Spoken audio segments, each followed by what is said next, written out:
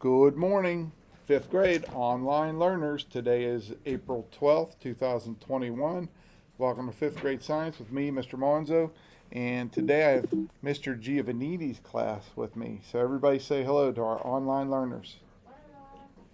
Okay, I got one hello from Brooke Bauer. Anyway, I was just complimenting this class on their very well behaved behavior. They come in, they sit down, and they are respectful, and they're going to carry that with them into middle school. Right, Addison? Yeah. Okay, she said yes. Okay, so we are going back in time here. We're going to module or unit B in the books. We went A, C, and F. Now we're going back to B, and we touched on each type of science, and now we are back into life science. And we did earth science and another science, so we're going to go back to life science. Ecosystems. Here is the page in the book. So an ecosystem is a community of different plants and animals, as well as the water, soil, and other non-living things in the area. What is an ecosystem? If you put your head on the ground of a forest, what would you see? You might notice ants marching in line, or worms burrowing through the soil. Fuzzy mosses might tickle your nose, and twigs and bits of leaves might stick in your hair. So don't put your head on the ground in a forest. A section of forest floor is one example of an ecosystem. An ecosystem is made up of all the living and non-living things that interact in one place. In a forest, the living things range from tiny bacteria and earthworms to trees towering above. Non-living things include sunlight, soil, water, and air. Scientists define and study small ecosystems, such as a rotting log or a patch of soil under a tree. They also study large ecosystems, such as a large forest or prairie. Regardless of the size, everything in an ecosystem interacts. The Florida Everglades is a large ecosystem in the southern Florida. The land is swampy, covered with a thin layer of muddy water. Grasses grow tall because only a few cypress trees block the sunlight. Closer to the ocean, salt water mixes with fresh water in shallow lands called estuaries.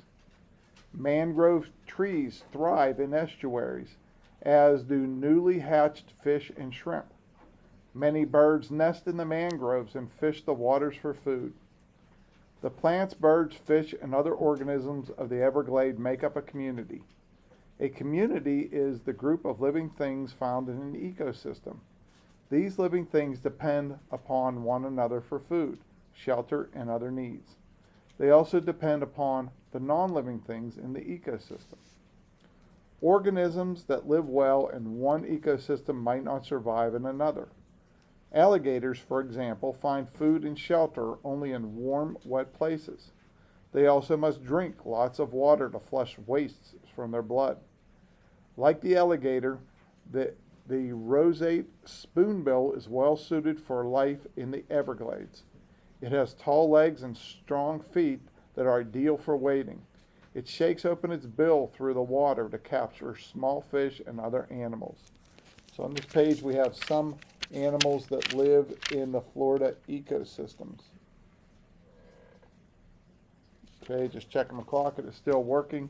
And we have the Florida panther, which was on the endangered species list for a while. We were down to like 40 or 50 Florida panthers, and now we have a lot more, so we protected them.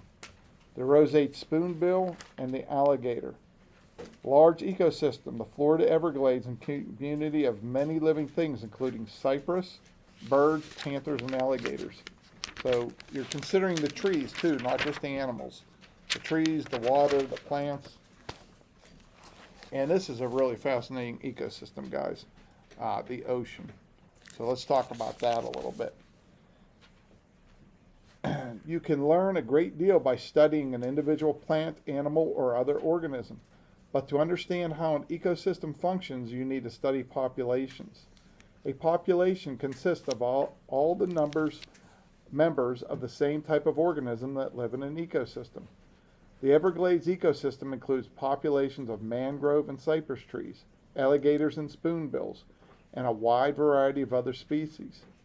The birth or death of one plant or animal is not likely to change the Everglades very much. But what if a disease killed all the mangrove trees? Or a new animal species began nesting where spoonbills nest? Events like these can affect the entire community. To evaluate ecosystems, scientists consider factors that affect the whole community. One major concern for the Everglades is the water supply. The Everglades depends on fresh water flowing from the north.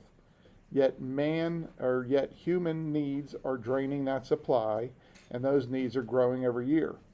In an ocean ecosystem, which fish would you suspect are the most important in the community?